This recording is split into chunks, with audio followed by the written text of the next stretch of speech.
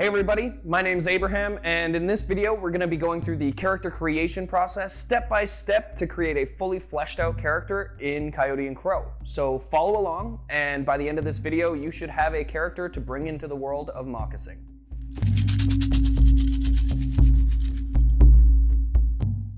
You're going to need a copy of the character sheet, which can be found on our website. And you're also going to need a copy of the rulebook. You will find most of the lists and charts you need today in the character section of the book. By the way, we'll also include all of the links in the description below. So for the character creation process, if you can, get your group together, the players and the story guide, and that'll help create a cohesive story idea moving forward. So let's get started. The naming conventions in Moccasin are a little different from our own. You can find a name generator on our website to help you pick a name that correlates with the world. For our example character, we've chosen the name Key. Motivations are at the core of a hero's behavior. They help you determine your character's relationship to the story. Consider the core drive of your character. What makes them tick? What makes them get out of bed each day? You will use your motivation as a guide when you play your character. We chose status for our character, which means they really want recognition. They desire a title or an office, and, of course, the praise that comes with it. Archetypes can be roughly associated with the idea of a combination of a character's careers, aspirations, jobs, and personality. Each archetype gives a character a focus on a particular stat, providing a stat bonus point and a rank in a related skill. It helps you envision your character. Consider how the character you're building sees themselves, and how you think the world sees them. Often your motivation can help determine your archetype. Key is a tinkerer. Intelligence is their focus, and they receive a +1 to their intelligence. They think their way through their problems and rely upon precise logic. Tinkerers receive a free rank in either specialized knowledge skill or crafting. Don't worry, we'll come back to what that means in just a bit. A path represents the type of ceremony your character will go through as they pass into adulthood. Paths are integral to your character and become locked in when they receive the Adanadi, and are often not their choice alone, consulting with their family or community by tradition. Each path affects 2 stats, granting a bonus point to each, and determines what abilities we can choose later. Take some time to go through the options and choose one you really like. Key chose the path of the owl, which gives them a +1 to their endurance and intelligence. Gifts and burdens are the unique challenges, features, or resources your character has access to or must deal with. Work with your story guide to choose options appropriate to the saga. Gifts and burdens come in 3 levels. Level 1 is mild or trivial. Level 2 is serious, consistent, or important. And level 3 is constant, pervasive, or critical. You have 5 points to start with. Each gift costs 1 point per level, and each level of burden will grant you 1 point. When you're finished choosing gifts and burdens, you must have 0 or more points remaining. If you have points left over, you may add them to either your stat or your skill point pool later. In our case, we gave Key a level 1 gift, a blessing called Digital Savant. So challenges that involve computer skills are easier for them. This costs 1 point, so we have 4 left. We also gave Key a level 2 burden in the form of a quirk called Fear the Dark, which makes tasks become more challenging for Key when there is no light. So that gives us back 2 points, leaving us at a total of 6. In Coyote Crow, a character's stats represent their range and capability with universal human traits. There are a total of 9 stats, and stats are generally ranked on a scale from 1 to 5. A stat of 1 represents a minimal level of competence, while 5 is the pinnacle of natural human ability. Most average folks have a 2 or 3 in most stats.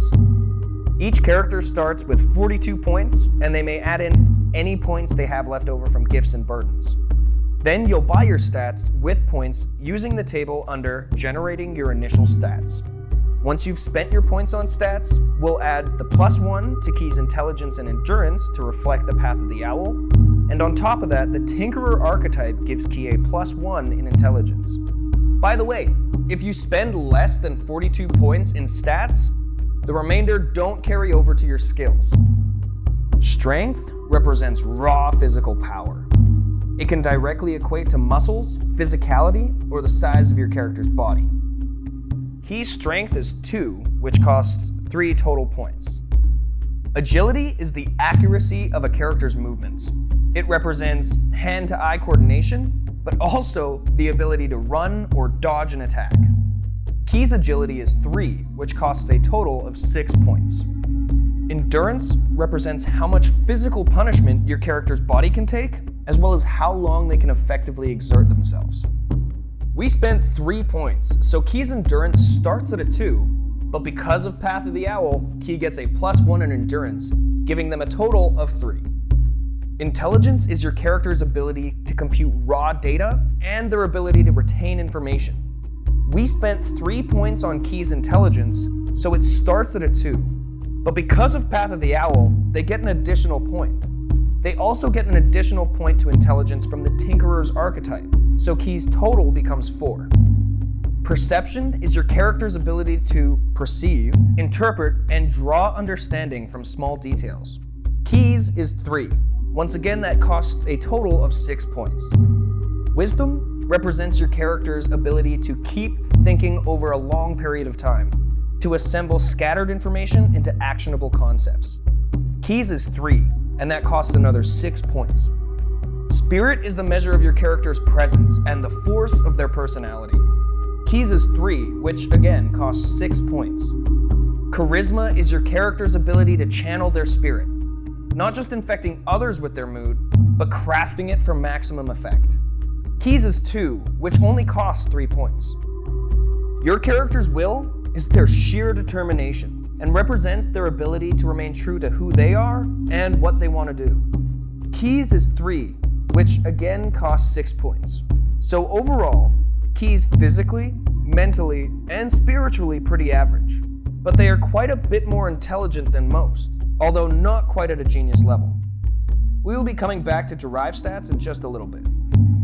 Skills represent what your character has practiced and trained in. The vast majority of roles you will make in Coyote and Crow are based on skills. Many skills can be performed at rank 0, meaning that even if you don't spend any points in a skill, the character can still attempt to use that skill during the gameplay. On the other hand, skills denoted by an asterisk cannot be attempted unless the character has at least 1 rank. There are 2 types of skills. General skills are broad, covering many aspects of a subject or activity. Specialized skills represent skills that are subsets of general skills. They are aspects of a general skill that the character has extra training or knowledge in. In order to gain a specialized skill, the character must also have the relevant general skill. Specialized skill ranks must also always be higher than their general skill when you create your character. You'll have 42 points to spend plus any points you've set aside from gifts and burdens. Once you're finished spending points, add 1 rank to whichever skill you've gained from your archetype. You can find details of the skills and the cost table for skill ranks in the rulebook. For Key, we have 48 points to spend because of the 6 points left over from gifts and burdens. Keep in mind, Key also gets a free rank in either specialized knowledge skills or crafting because of the Tinkerer archetype, and we are going to put that free rank in crafting. We are going to buy 4 ranks, each in computers, deception, piloting, and ranged weapons, 3 in survival, and 1 each in cybernetics and investigation. To find your total, you'll add your skill rank to the higher of the 2 related stats connected to the skill to get 1 total set of dice you'll roll. For example, we have 4 ranks in computers, and it is related to intelligence and wisdom. For Key, their intelligence is at 4, which is the higher one. Adding together 4 in ranks and 4 in intelligence, the total for computer is 8. If the skill rank is 0, you will add the lower of the 2 related stats. So in charm, which is related to charisma and perception, we will add the lower stat, charisma. Adding together 0 in the skill ranks and 2 in charisma, Key's total for charm is 2. Abilities are the superhuman powers your character gained during adolescence when their Adenati path was chosen. Every player character starts out with one ability from their chosen path. The ability can be chosen from either of their path-related stats. Since we chose the path of the owl for Key, we can choose an ability related to either endurance or intelligence. We will choose Eagle's Insight. You can find a full list and descriptions of abilities in the abilities section of the rulebook. Work with your story guide to craft a list of gear that makes sense for your character. Take into account your archetype, your background, gifts and burdens, and just go from there. Your story guide may have a starting budget for you, or you can find one in the rulebook. These are what we picked for Key. You can find out more in the equipments chapter of the rulebook. Now that we have chosen our skills, abilities, and starting equipment, let's finish up our derived stats. Initiative score is the sum of agility, perception, and charisma, and it indicates how quickly your character can choose to act during an encounter. For Key, that's 8. Physical defense, or PD for short, is the total of agility, endurance, and other potential modifiers such as abilities and equipment. It represents your character's ability to dodge, move quickly, and absorb and resist physical attacks. Key has Soyeta armor that gives them a +1 to PD, so their total PD is 7. Mental defense, or MD, represents their mental flexibility and psychic fortitude. To find your character's MD, add perception, wisdom, and other potential modifiers together. Key's MD is 6. Mystical defense, or SD, represents your character's ability to absorb spiritual or magical attacks. SD is the total of charisma, will, and other potential modifiers. For Key, that's 5. Body is strength plus agility plus endurance, and represents your character's physical well-being and their overall state of material health. Key's is 8. Mind is intelligence plus perception plus wisdom, and represents your character's ability to focus, be decisive, and take action. Key's is 10. Soul is your spirit plus charisma plus will, and it represents your character's deepest essence, their drive, and the strength of their link between worlds. Key's is 8. Your character may have details in their background they don't want to share with the other characters yet. In that case, you might want to communicate the secret parts to your story guides separately, but share the rest with the other players and on your character sheet. Use your gifts, burdens, path, archetype, and motivation to find a sense of who this person is, and give them a bit of a description of how they came to be that person. If you're creating characters in a group setting, you can use this opportunity to discuss your character choices with the other players, and you can even make group backgrounds. You can use the small space on the character sheet or write a whole story on them. Goals are things your character will aspire to as you play. They're a way for your character to grow and progress. You can change these at any time while you're playing, and you don't need an immediate understanding of how they work in order to start. For now, it's enough to know that short-term goals can help you increase a skill, or gain you a new one, among other things. The long-term goals are bigger and allow you to do things like gain stat points or new abilities. That's it! Your character is all done and ready to play.